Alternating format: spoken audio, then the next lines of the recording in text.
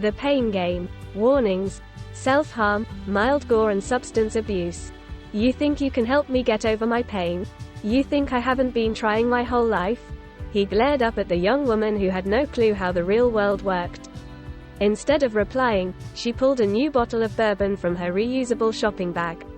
It was green, emblazoned with a happy planet Earth.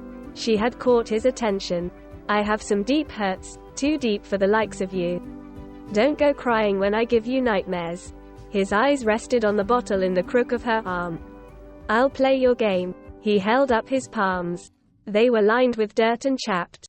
His nails were framed in flakes of dead skin, ending in black crescents. These hands have been on the giving and receiving end of more pain than you can imagine.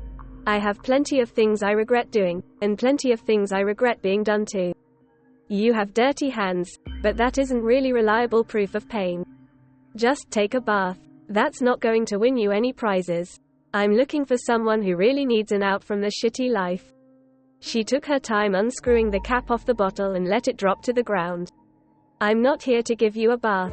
His mouth twisted as he sucked his bottom lip, thinking. It's because of it. The dirt is proof. People who don't know pain don't be dirty like this. Look at you. Clean little princess without a speck of heartache on you. She shrugged and took a long, slow drink from the bottle before she responded. Little kids get dirty. You have to do better. His hands dropped back to his lap, grimy palms facing up. Why do you want to know about my pain anyways? You ain't gonna do anything about it. This is a sick game. You're a sick do-gooder wanting to lord about how good you are. His eyes fixated on the jack and she let the light catch it so it shone amber. I can't help you if I don't believe you. I can't believe you if you won't be honest. I'm down here looking for one person to save from a life of pain. You can call me a do-gooder. Goodness is a matter of perspective. She tipped the bottle again, letting a drop trickle run down her chin. He had a desperate look in his eyes as his world narrowed to the alcohol wetting her face. She licked her lips almost sensuously before wiping the drops away with the back of her hand. Good stuff. He licked his own lips in subconscious pantomime and pushed layers of a tattered sleeve up, exposing a forearm latticed in scars. The skin was less grimy there. Here's some pain for you. Every time I lose something, I keep the memory in my flesh. I cut myself, he said. That's a lot of memories. He ran his fingers across one of the bigger lines. It doesn't mean your pain is worse. Lots of people have scars. How do I know you did that to yourself? She pulled her phone out and checked the time. What do you cut yourself with? I doubt you even have a knife. I got a knife. You gotta have a knife, round here. I'll show you. He pawed at his neck with stiff fingers and pulled at a string tied at his neck. A decent-sized hunting knife in a worn black sheath was dangling at the end of it. She held her hand out, letting the liquid slosh against the glass bottle as she did. Can I see it? He sucked his lip in again, thinking, before he pulled the string over his head and placed it in her hand. Now you give me the bottle like you said. I didn't say I was giving you a bottle of Jack Daniels. I said I was going to play a game with you to help you with your pain. You know what they say about assuming. A drink sure goes a long way to help. I got arthritis from the cold nights and a good drink is all that makes it go. Drink is like medicine. I can't afford a human doctor so I get the liquid kind. She cradled the jack in the crook of her arm and slid the knife free. The blade was hash marked with scratches.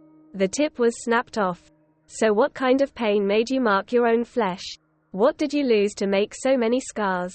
Everything. I lost everything I ever had. Shitty parents, shitty wife took the kids, shitty job, shitty friends. I tried to make something with my life, but I got backstabbed every time. Nothing left to do but cut reminders and get on with it. Sitting on the greasy back step of a restaurant where everything smelled like piss, he didn't look like he was getting on. She'd been keeping an eye on him for a while. He pretty much lived back here. And cutting yourself helps? He looked at the blade in her hand and then at the ground. Not like the booze does. She held the bottle out and swished the contents before she handed it over to him. It's all fun and games. I knew you weren't gonna just tease me. I knew you were gonna help. He took a deep swig, sloshing it around in his mouth before swallowing it. He sighed, and leaned back with pleasure.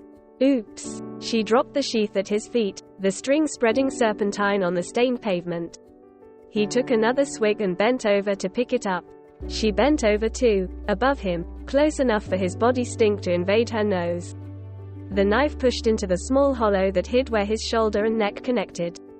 It slid in, already familiar with this flesh, a final memory that would never scar.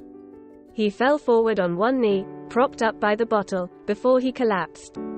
Blood and booze mingled into the cracks beneath him. "See, no more pain now," she said.